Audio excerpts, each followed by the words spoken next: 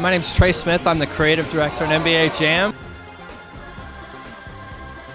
After 17 years of absence, it's coming back, and we couldn't be more psyched about it. You know, if it was up to me, we would have brought it back a long time ago.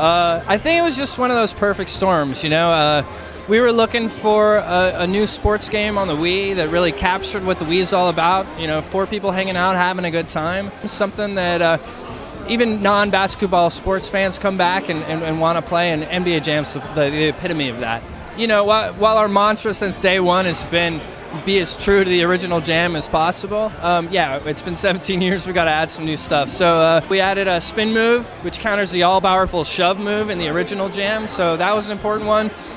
What you saw there is classic campaign, and that's it's for the Jam purist. It's exactly what you would have got in the arcades back in the day.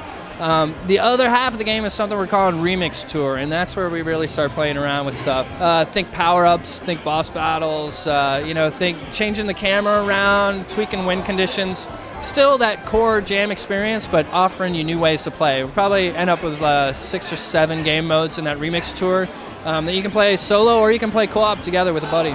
Player differentiation is such a key to replayability, where every team and every player, everybody plays different. So yeah, that's where Remix Tour is really going to shine, is that player differentiation and using the right guy for the right scenario kind of thing.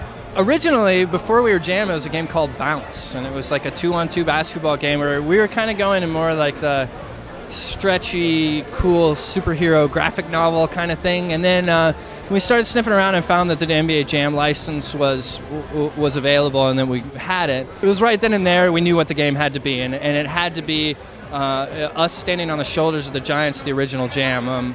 You know, when it came out, it really raised the bar for all sports titles as far as graphics, as far as presentation. I mean, before Jam, all the players on the court of every other sports game were just a bunch of blobs. You couldn't really tell them apart. So them using, when they use the digitized faces, that's kind of the cue that we use to come up with our art style.